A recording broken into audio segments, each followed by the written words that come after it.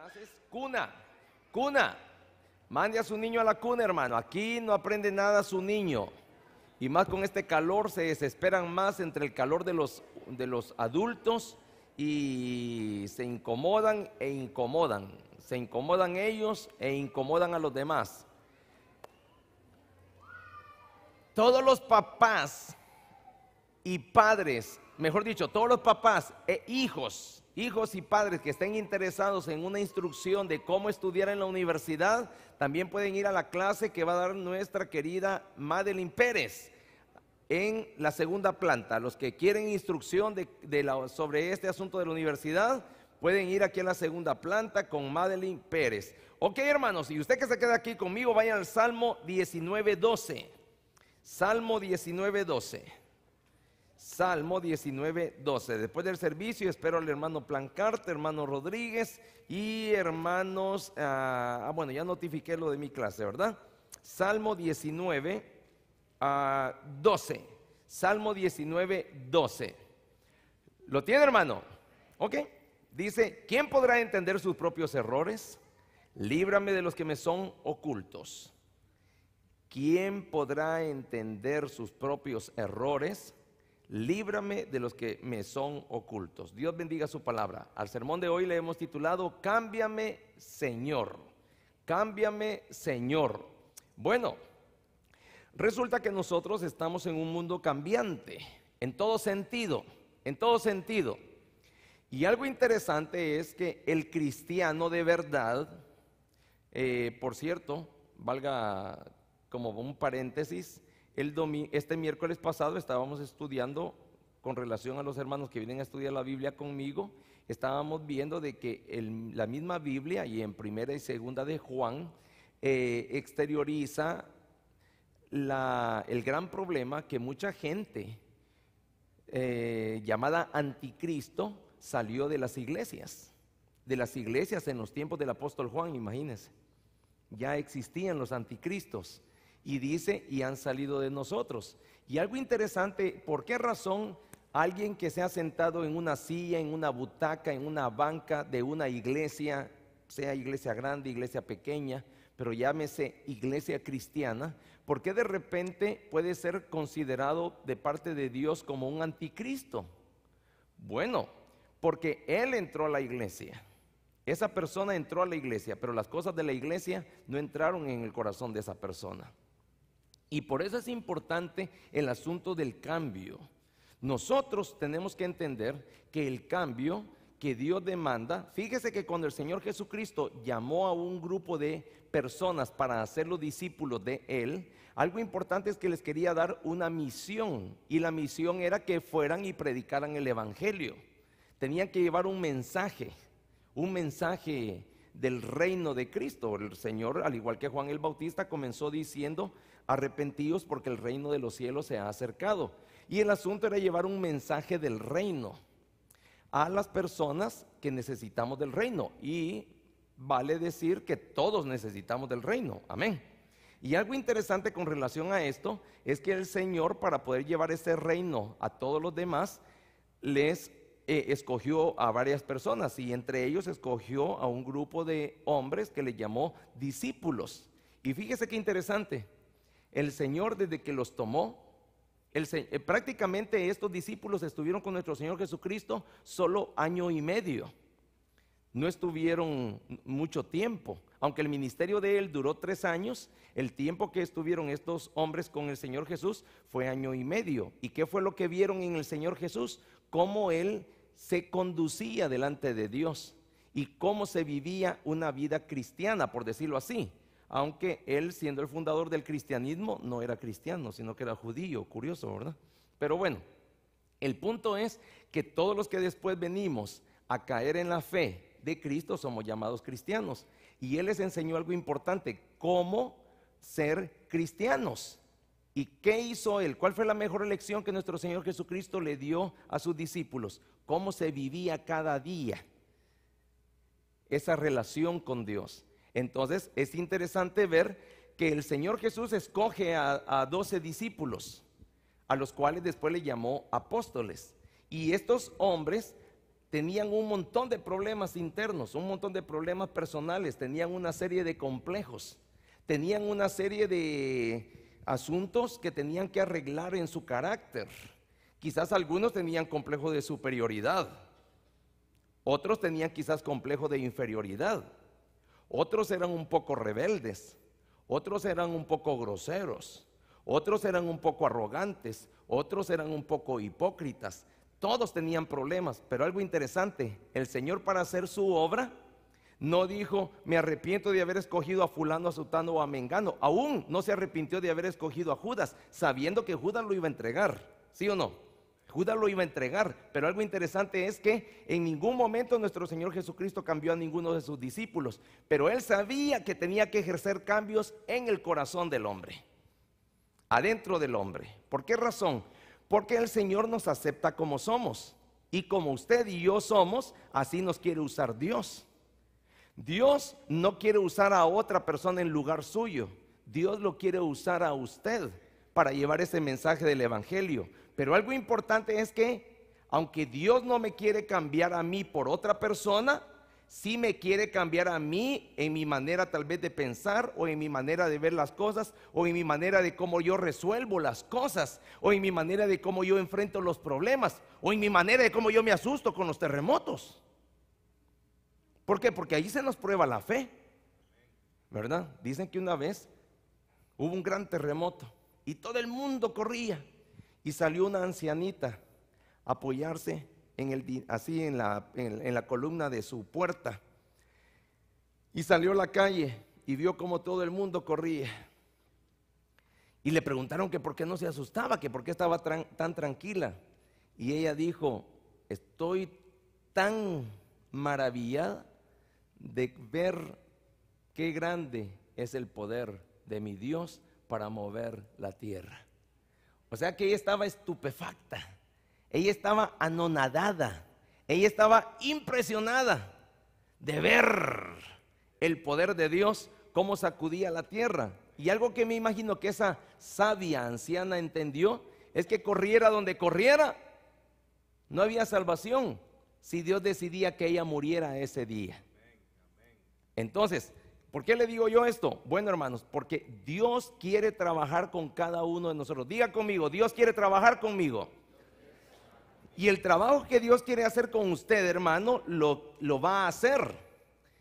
Muchas veces somos nosotros los que cambiamos a Dios por otras cosas, o somos nosotros los que cambiamos a Dios por otra persona. Pero Dios no nos quiere cambiar a nosotros por otro, aunque lo traicionemos, aunque lo abandonemos. Imagínese usted que el apóstol Pedro le acababa de decir que no lo iba a negar y que estaba dispuesto a morir por él, y al ratito lo estaba negando, y los otros lo estaban abandonando. Pero qué interesante, el Señor no quiere abandonarnos ni quiere cambiarnos a ninguno de nosotros. Por eso es importante entonces entender cuáles son los cambios que yo tengo que permitirle al Espíritu Santo, cuáles son los cambios que el Espíritu Santo quiere hacer en mí, y permitirle yo a Él que trabaje Él en mí. Ahora, ¿cómo se le permite al Espíritu Santo que haga un trabajo en mí? ¿Cómo yo le permito a Él que trabaje en mí? Hermano, buscando más de su presencia cada día, y no dejando que las cosas de este mundo me desvíen o me distraigan de mi relación con Dios. Entonces, cámbiame, Señor, es el sermón de hoy. Así que cámbiame, Señor, pero no me cambies por otro, es la petición. Porque yo tampoco te voy a cambiar por otro, yo tampoco te cambiaría. Así es que fíjese lo que dice el Salmo 19:12: ¿quién podrá entender sus propios errores? Líbrame de los que me son ocultos. Hay cosas ocultas en nuestro corazón, hermano, que el único que las puede cambiar y el único que puede trabajar en él es nuestro Señor Jesucristo a través del Espíritu Santo. Es el único, hermano. Y por más que yo me esfuerce, nosotros vamos a luchar y vamos a fracasar, a menos que dejemos al Señor trabajar en nuestras vidas, en nuestros pensamientos, en nuestros deseos, en nuestras emociones. ¿Por qué el Señor quería trabajar en los discípulos? Bueno, porque quería llevar a cabo un gran trabajo, el reino, llevar el reino a los hombres. Pero Jesucristo no puede llevar el reino, Jesucristo no puede llevar la salvación a este mundo con hombres que aman el mundo. Para que Jesucristo lleve el mensaje de salvación a este mundo, lo va a hacer a través de personas transformadas, personas cambiadas. ¿Cuál fue la mejor lección que Jesucristo le dio a sus discípulos? El diario vivir. ¿Cómo una persona que tiene una relación con Dios se despierta? ¿Cómo un hijo de Dios se levanta cada día? ¿Cómo enfrenta sus problemas cada día? ¿Cómo se comporta cuando hay hambre? ¿Cómo se comporta cuando hay necesidad? ¿Cómo se comporta cuando hay abundancia? ¿Cómo se comporta cuando hay salud? ¿Cómo se comporta cuando hay enfermedad? Eso era lo que el Señor estaba haciendo. Y por eso es que el Señor necesita que nosotros seamos transformados para poder llevar un mensaje de salvación a este mundo. Pero ¿cómo puedo llevar un mensaje de salvación yo a este mundo si sigo confiando en el mundo, sigo confiando en la suerte y juego la lotería y sigo confiando en los negocios chuecos y en las malas maneras de manejar los negocios? No, yo tengo que mostrarle a este mundo que yo puedo vivir una vida abundante. Pero no como el mundo le llama abundante. Porque para el mundo abundancia es tener mucho dinero. Bueno, los grandes narcotraficantes han tenido mucho dinero y por eso han vivido una vida abundante. Asesinos a sueldo ganan grandes cantidades de dinero y por eso han tenido una vida abundante. Hoy estuvo aquí conmigo en la mañana el representante de una mujer que en un tiempo fue vedette y tocaba un violín y contorneaba su cuerpo al compás del violín y cobraba $80,000 para acostarse con un hombre. $80,000. $80,000. Imagínese usted cuántas personas por menos han dejado a Cristo, ¿verdad? Pero imagínense, y ahora ella es hija de Dios. ¿Por qué? Porque ella descubrió que por más que se acostara con diferentes hombres y amontonara un montón de dinero, eso no era una vida abundante. Una vida abundante es diferente a los ojos de Dios que a los ojos del mundo. Una vida en abundancia es diferente a los ojos de Dios que a los ojos del hombre. Una persona podrá no tener riquezas, podrá quizás no tener ni siquiera $5 en su boca, en su bolsa, y quizás hasta estar enfermo. Pero esa persona, si tiene en su corazón a Jesucristo, quizás él podría decir: estoy viviendo una vida completa, una vida plena, una vida abundante. ¿Por qué razón? Porque Jesucristo lo llena todo. Y porque Jesucristo tiene el poder de satisfacerlos a todos. Dice amén, iglesia. Entonces, para llevar ese mensaje, no lo puede llevar un hombre que confíe en el dinero, un hombre que confíe en sí mismo, un hombre que confíe en el mundo. Tenemos que tener un corazón transformado. Por eso es que una de las maneras en que Dios trabajaba con los discípulos era cuando les decía: hombres de poca fe, ¿por qué dudaste? ¿Por qué? Porque un corazón lleno de duda no puede llevar un mensaje del evangelio que da seguridad al que cree en Cristo. De muchas maneras, Él tuvo que trabajar con el interior de sus discípulos. Y uno de los problemas que Él veía en sus discípulos era que, aparte de que eran ignorantes de la ley, que eran ignorantes de la gracia de Jesucristo, que eran ignorantes del poder de Dios, también ignoraban cómo llevar ese mensaje. Pero antes de darle las claves del mensaje, empezó a trabajar en sus corazones.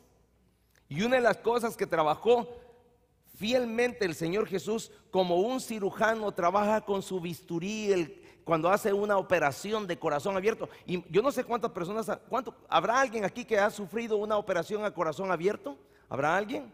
¿No? Pero yo me imagino que eso ha de ser una operación bien delicada. O por ejemplo, operar un cerebro.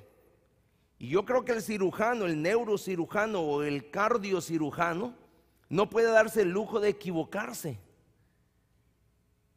Imagínense cuando un mecánico, hermano Efraín, se equivoca, ¿verdad? Bueno, se equivoca. Ay, me equivoqué, puse la bujía equivocada. ¿Qué sucede cuando ponemos una bujía equivocada? Pues no prende el carro, ¿verdad? Y entonces algo se arregla, ¿verdad? Ups, me equivoqué. Le puse gasolina en vez de diésel al carro. ¿Qué habría que hacer? Lavar el tanque, ¿verdad? Y volver a poner el combustible adecuado. Pero imagínese usted un cirujano. Ups, me equivoqué, le corté medio cerebro. Ups, me equivoqué. En vez de cortar la válvula atrofiada, trabajé la válvula. No, no pueden darse ese lujo los cirujanos. Tampoco Dios. ¿Saben por qué? ¿Saben por qué? Dígame por qué. Dígame pues. No, pregúnteme por qué. ¿Sabe por qué, hermano? Porque estamos trabajando con algo más delicado que con cerebros o corazones. Estamos trabajando con el alma de los hombres. Y si nosotros como cristianos, ¿cuántos hijos de Dios hay aquí? ¿Cuántos cristianos hay aquí? Imagínese que usted se equivoca dando el testimonio de Jesucristo y en vez de representar a Jesucristo, usted está representando al diablo con su vida. Y si el que está al lado suyo dice, no, para ser cristiano como ese tramposo, para ser cristiano como ese que le queda debiendo a medio mundo, para ser cristiano como ese sinvergüenza que traiciona a su mujer con las compañeras de trabajo, para ser cristiano como ese, mejor no. Y el alma de ese hombre pudiera ser que se perdiera, y no se va a perder por un momento, no lo vamos a resolver con un simple ups, me equivoqué, sino que esa alma va a ir a parar al infierno por toda una eternidad. ¿Se da cuenta la gran responsabilidad, hermano? Si nosotros no estamos conscientes de la gran responsabilidad que nosotros tenemos como hijos de Dios y como cristianos, nosotros estamos perdidos, estamos nadando contra corriente, estamos sembrando rosas en el mar y estamos haciendo completamente nada, y lejos de ayudar estamos echando a perder el trabajo que Dios hizo en el Calvario y en la cruz.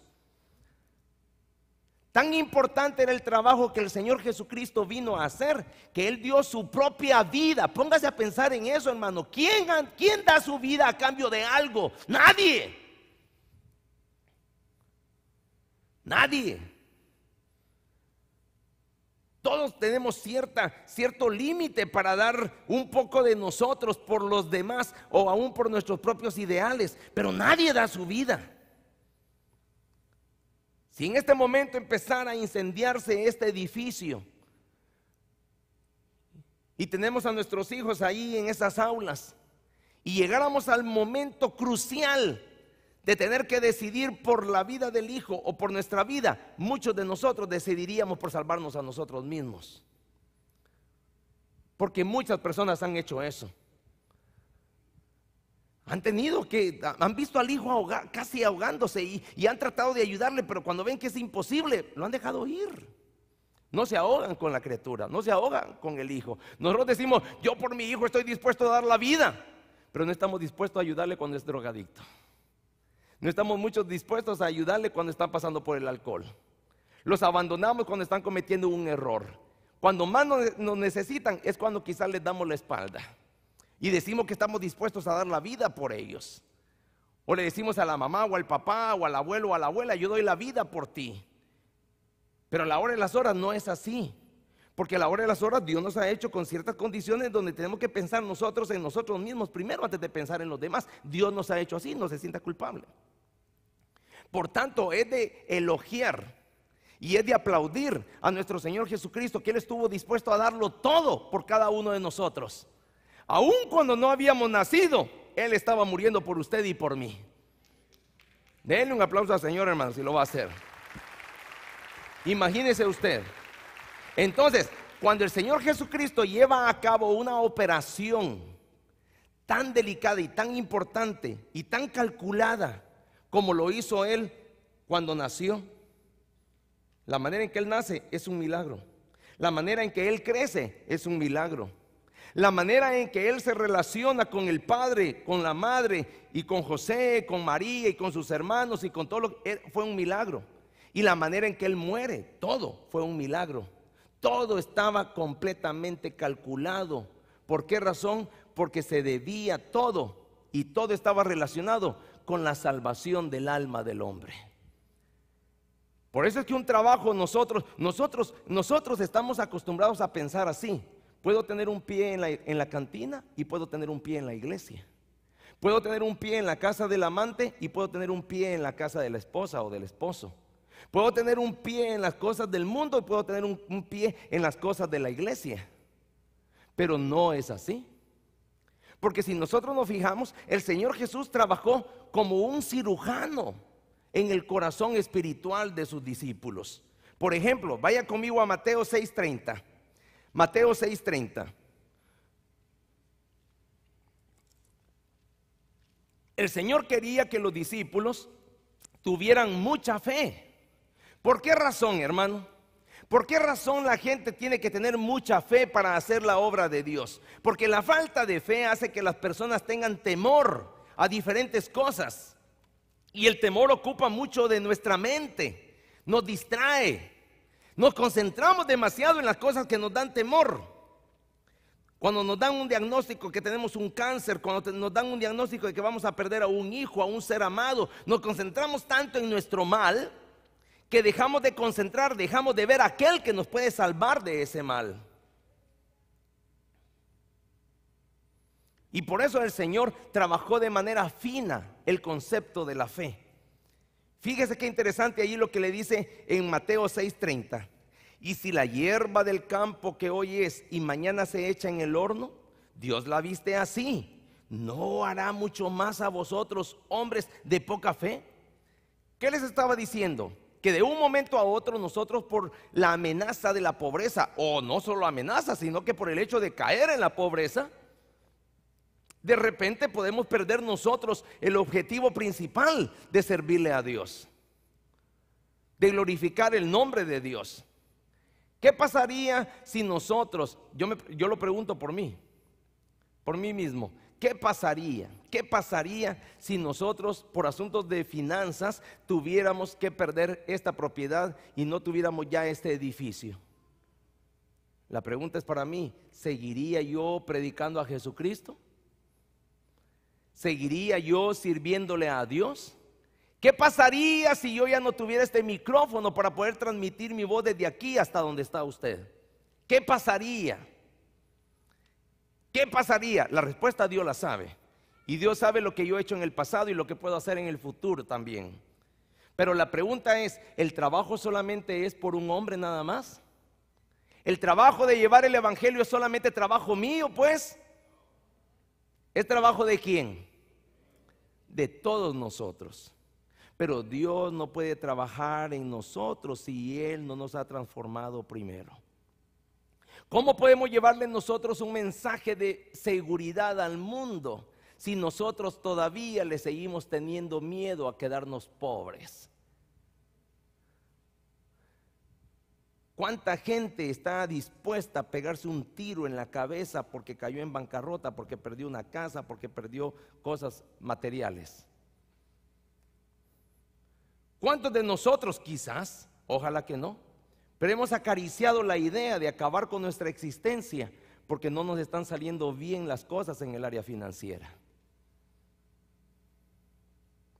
¿Cuántos de nosotros hemos visto que matrimonios y familias bonitas, preciosas, han sido destruidas por asuntos de finanzas y por asuntos de dinero? ¿Cuántos de nosotros hemos estado dispuestos a traicionar a aquel que le prometimos fidelidad y amor para toda la vida hasta que la muerte nos separe por un poco de dinero y por cosas materiales? ¿Cuántos de nosotros hemos criticado a Judas porque traicionó a Jesús por 30 monedas de plata y nosotros por menos estamos traicionando a nuestro Dios, falsificando una serie de documentos y falsificando taxes o haciendo cosas que no debemos de hacer? Y queremos impactar a este mundo con la fe de Cristo. Queremos impactar a este mundo con el evangelio. Hermano, para poder impactar a este mundo, primero tengo que estar impactado yo por la presencia de Dios.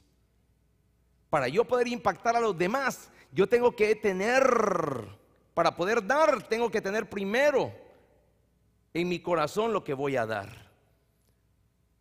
Y eso es cosa del diario vivir. Esté en público o esté en privado, esté delante de mucha gente o esté a solas, el ojo de Dios siempre nos está viendo. Amén, iglesia. Y nuestra relación no es con el ojo del hombre que nos ve o que no nos ve. Nuestra relación espiritual es con el ojo de Dios que todo lo ve. Entonces, una de las cosas es que él quería trabajar el temor a la pobreza. Y por eso es que le dice: hey, no se preocupen con que tengan que comer cada día. Ustedes deben de estar conformes con eso. Luego, ¿cuál otra de las cosas quería trabajar el Señor en el corazón de sus discípulos? El temor a la catástrofe natural. Yo no sé cuántos de los que están aquí, y no quiero que levante la mano ninguno, por supuesto, no quiero que nadie se me sienta mal, pero cuántos de los que están aquí sintieron hoy el temblorcito y cuando ya estaban afuera, ¡ay, la mujer! ¿Verdad?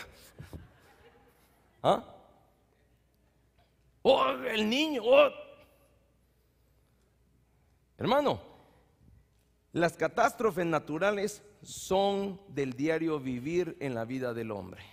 El hecho de que Dios haya mandado un tsunami a Japón no quiere decir de que lo mandó porque Japón es un atajo de pecadores. Óigame, ya hace tiempo tenía que haber hundido a San Francisco.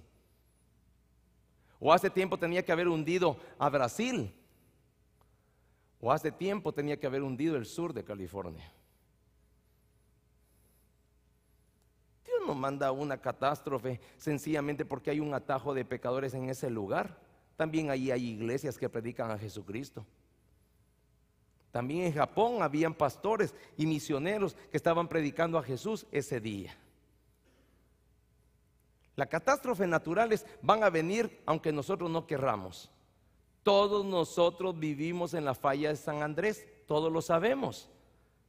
Y dicen que en este momento se están acomodando las placas terráqueas y de un momento a otro va a venir una buena zamaqueada.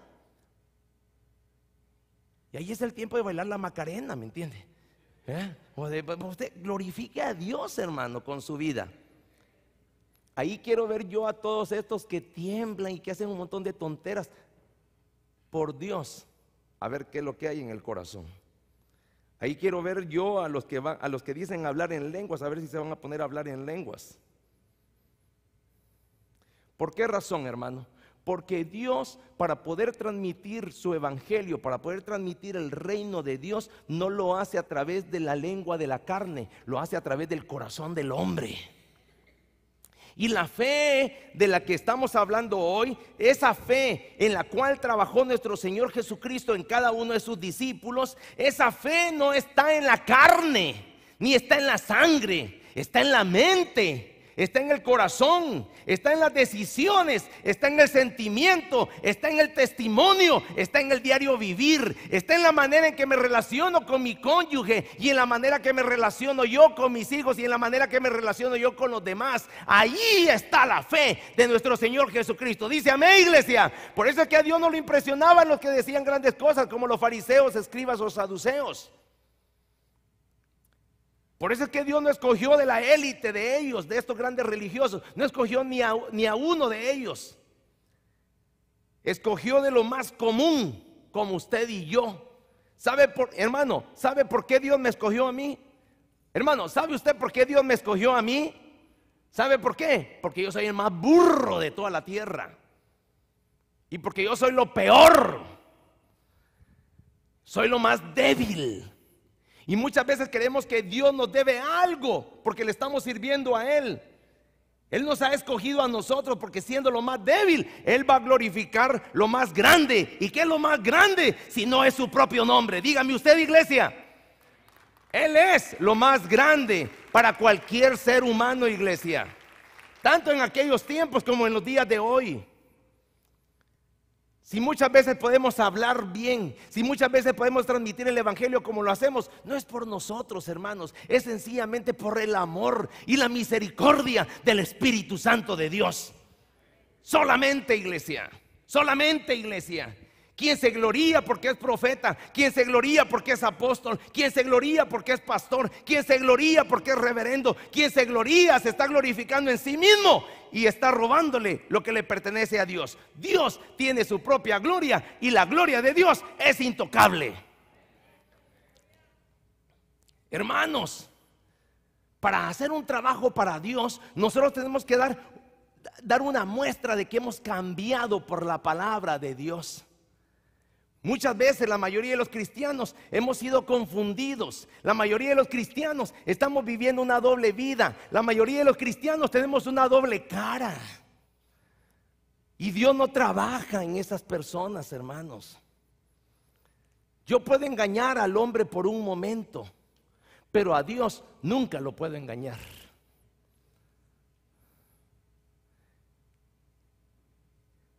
Cuando Jesucristo trae la gran empresa de comunicar su evangelio, tenía que hacer a través de hombres transformados.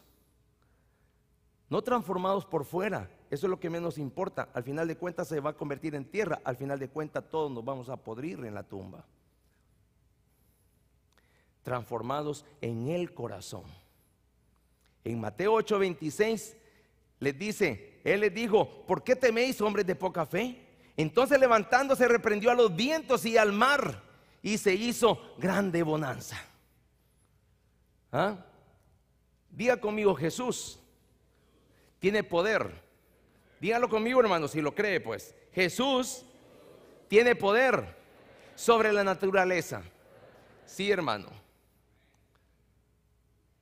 No le va a pasar a usted nada, a ninguno de los cabellos de su cabeza, mientras Dios no quiera que le pase. Pero si Dios tiene decidido que me pase algo a mí, corra a donde corra, huya para donde huya, Dios me va a alcanzar. Porque Dios sigue siendo Dios. Dice amén, hermano. El temor al hambre, por ejemplo. Hay tantos temores en el corazón del hombre hoy día. Hermano, confíe en Dios. Ponga su esperanza en Dios. No escuche lo que el mundo dice. Muchas veces estamos tan atentos a la voz del mundo, a la voz de las malas noticias, a la voz del periódico, a la voz de la televisión, a la voz de la radio, a la voz de la prensa, que no tenemos tiempo para escuchar la voz de Dios. La voz del mundo y todos sus agentes solo van a traer malas noticias. Las buenas nuevas vinieron a través de la voz del Espíritu Santo. Estaba un grupo de pastores, apareció una estrella, llegaron unos reyes magos ahí y aparecieron unos ángeles y llevaron un mensaje de salvación a esos pastores. Estaban cuidando un rebaño como usted cuida su trabajo. Tenían problemas como los que tenemos hoy nosotros. Tal vez ellos no lidiaban con que se les había arruinado el carro, pero se les había enfermado quizás el burro. Pero ¿qué hicieron cuando recibieron las buenas nuevas? Fueron donde estaba el Hijo de Dios y lo adoraron y glorificaron el nombre de Dios. Eso es lo que Él quiere que nosotros hagamos cuando estamos en medio de problemas o en medio de dificultades. El hermano Toby tiene un dicho un poquito duro, pero es cierto. Mi pastor dice: yo aunque tenga hambre, no le pido pan al hambre, dice él. Y no me harto, aunque tenga hambre, dice él, por no dejar en mal predicado el nombre de Dios. Pero ¿cuántos de nosotros hacemos quedar mal el nombre de Dios cuando empezamos a divulgar todas nuestras calamidades? Y se nos han olvidado todas las bendiciones que tal vez Dios nos dio en el pasado. Decimos ser hijos de Dios y andamos diciendo que somos unos pobres. Decimos que somos hijos de Dios y andamos diciendo que estamos en calamidad porque no tenemos papeles, porque no tenemos documentos o porque estamos enfermos. Si el pueblo de Dios no glorifica a Dios, entonces ¿quién lo va a hacer? Es la pregunta. Por eso es que el temor al hambre en Mateo 16:8, vaya conmigo a Mateo 16:8, dice: y entendiéndolo Jesús les dijo: ¿por qué pensáis dentro de vosotros? Fíjese qué interesante lo que les dice, para que nosotros entendamos aún después de 2000 años que todo está en el corazón, todo está adentro de nosotros y no afuera. Porque con la boca muchas veces decimos cosas que no son ciertas, muchas veces decimos cosas que no sentimos en el corazón. Fíjese lo que le dice: entendiéndolo el Señor Jesús les dijo: ¿por qué pensáis dentro de vosotros, hombres de poca fe, que no tenéis pan? ¿Por qué? ¿Que no te has dado cuenta que toda provisión viene de mi mano? Dice el Señor. ¿Que no te has dado cuenta que yo soy el Jehová Jireh? ¿Que no te has dado cuenta que yo soy tu proveedor? ¿Que no te has dado cuenta que yo soy el que tengo llena tu refrigerador y no tu trabajo? ¿Que no te has dado cuenta que soy yo y no tu juventud? ¿Que no te has dado cuenta que soy yo y no tu gran ciencia? ¿Que no te has dado cuenta que soy yo y no tu gran sagacidad o tu gran tenacidad? ¿Qué no te has dado cuenta? Es como los pastores. Muchas veces los pastores nos desgastamos, nos desvivimos, prácticamente rompemos nuestras almas por querer tener la iglesia llena. ¿Y qué tal si Dios ha dicho: ese es el rebaño que yo te he dado y no va a crecer más después de lo que te he dado hoy? ¿Cómo tendría que decir un pastor sabio? Gracias, Señor. Gracias, Señor. Es como cuando Dios nos da un hijo. ¿Cuántos de los que están aquí tienen solo un hijo? Solo un hijo. ¿Cuántos? ¿Está feliz usted con tener solo un hijo, hermano? ¿Quisiera más? Quisiera más. Pero ¿y si Dios le da solo uno? ¿Qué va a hacer? ¿Va a ir a comprar otro? No lo haríamos. Y si ese hijo le sale rebelde y le amarga la vida, ¿lo cambiaría por otro? No, lo amamos con todo el corazón. Y no importa si nuestra hija se nos vuelve una prostituta o nuestro hijo se vuelve un homosexual, aún ahí lo tendríamos que amar también nosotros. Pero a Dios bien fácil lo cambiamos por otro Dios. Las cosas de la iglesia bien fácil lo cambiamos cuando no nos agradan, porque creemos que la iglesia existe para gloria de nosotros y no para gloria del que murió por ella. Por eso es importante calibrar. Calibrar, no sé si todos manejamos esa palabra, pero yo sé que el hermano Efraín sí. Calibrar es saber cuántas libras de aire tiene la llanta, por ejemplo, ¿verdad, hermano? Voy a calibrar mi llanta, voy a calibrar mi neumático, voy a calibrar la goma, voy a calibrar el ULS que anda debajo de mi carro. Lo voy a calibrar. ¿Qué está diciendo? Quiero saber cuánta presión de aire tiene. Y muchos de nosotros, lejos de estar hinchados por la presencia del Espíritu Santo, ya que Él tiene una presencia explosiva de adentro hacia afuera, como lo dice Hechos 1:8, y recibiréis poder. ¿De qué poder está hablando? De un poder explosivo, no implosivo, sino que explosivo. Porque si el Espíritu Santo de Dios me ha tocado a mí, entonces a través de mí puede tocar a muchos más. Dice amén, iglesia. Ese es el poder, esa es la presión, eso es calibrar cómo está nuestra presión espiritual dentro de nosotros. ¿Estamos inflados porque ahorita estamos confiados porque tenemos salud y porque tenemos dinero? ¿O estamos inflados porque la presencia de Dios está en nosotros? De acuerdo a cómo nosotros estemos por dentro. Por eso es que le dice: hey, véanse hacia adentro, les dice él. Y entendiendo Jesús le dice: ¿por qué pensáis dentro de vosotros implosivamente? Hombres de poca fe. Él lo reconoció. ¿Por qué? Porque explotaron hacia afuera explosivamente. ¿Y qué fue lo que los hizo explotar? El hambre, la falta de fe, la duda, la confusión. Hermanos, este mundo no quiere saber nada de Dios porque no ve a una iglesia que esté segura de que hemos alcanzado algo glorioso en las manos de nuestro Señor Jesucristo. Este mundo no quiere saber nada de Dios porque ve a la iglesia de Cristo demasiado insegura. Nos ven seguros aquí adentro de nuestro lugar, nos ven seguros en medio de nuestras cuatro paredes, pero allá afuera estamos demasiado inseguros. Nos asustan los terremotos, nos asusta el hambre, nos asustan las malas noticias, nos asustan las catástrofes naturales. Y entonces el mundo dice: ¿para qué voy a ir yo a ese Cristo que no tiene contento a este fulano? O que no tiene contenta a esta fulana. Así que el Señor quería que los discípulos tuvieran confianza. Diga conmigo: confianza. Cuando una persona no confía en Dios, ¿qué va a hacer? Va a confiar en el mundo. Cuando una persona no confía en Dios, va a confiar en sí mismo. Cuando una persona no confía en Dios, no le va a dejar las cosas a Dios, sino que le va a empezar a arreglar él mismo, y él las va a arruinar más lejos de arreglarlas. ¿Qué sucede cuando yo le dejo las cosas a Dios? Sea lo que sea, ¿qué sucede? Todo va a salir bien. ¿Cuándo? Yo no sé, pero todo va a salir bien. Pero cuando yo empiezo a tomar la ley en mis manos, ¿qué sucede? Lo empiezo a arruinar todo. Echo a perderlo todo. Por eso es que muchas veces, sea el problema que sea, tenemos que recordar aquella palabra cuando el Señor dijo: mía es la venganza, yo pagaré. Mía es la venganza, no te preocupes. El diablo te hizo algo, yo se la voy a cobrar, dice el Señor. Tu vecino te hizo algo, yo se la voy a cobrar, dice el Señor. ¿Quién te ofendió? No te preocupes, yo pagaré, dice el Señor. ¿Cuándo? No sé, pero Él va a pagar. El Señor quería que los discípulos tuvieran confianza. Vaya conmigo a Juan 16:33. Juan 16:33. Estas cosas os he hablado para que en mí tengáis, ¿qué? Paz. En el mundo tendréis aflicción, pero confiad, yo he vencido al mundo. Juan 16:33. Estas cosas os he hablado para que en mí tengáis paz. En el mundo tendréis aflicción, pero confiad, yo he vencido al mundo. El Señor ama a sus hijos como son. Diga conmigo: Dios me ama como soy. Pero, eso ya no lo repita. Pero, aunque me ama, quiere que yo haga grandes cambios en mi vida. ¿Cómo usted, pastor, haciendo más cambios? ¿Y qué más cambios puede hacer? Claro que podemos hacer mucho. Hasta el último día de nuestra vida tenemos que luchar, esforzarnos por tratar de ser como Cristo.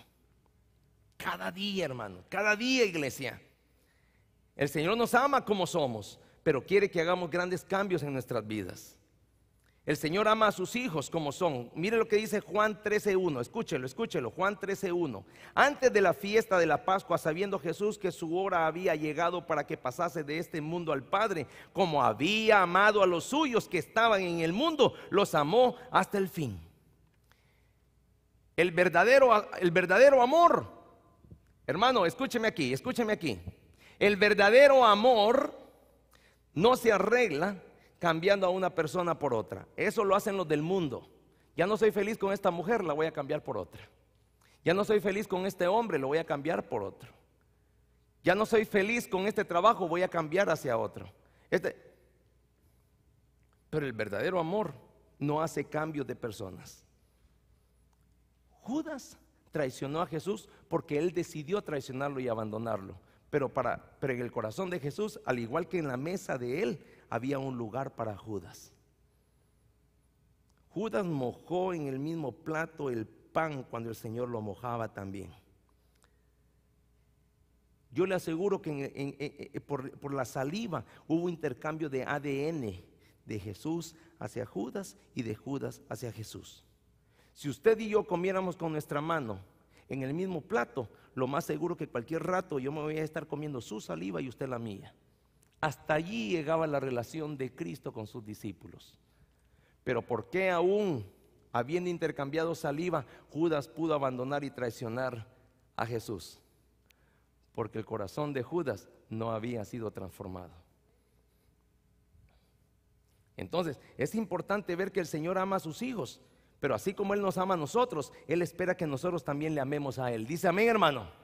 Él no lo va a cambiar a usted por otro. Usted tampoco cambia a Dios por otras cosas. Dice amén, hermano. Así es que, cámbiame, Señor. Cuando le decimos así al Señor, no le estoy diciendo cámbiame a mí por otro, sino que tengo que estar dispuesto a que Él haga cambios a través del Espíritu Santo en mi corazón, en mi mente, en mis emociones y en mis sentimientos. Dice amén, iglesia. Vamos a orar. Padre, gracias te damos, Señor, por tu bondad. Y gracias por tu gran amor, Padre. Y en esta hora, oh Dios, queremos que de verdad hagas cambio. Cámbiame, Señor.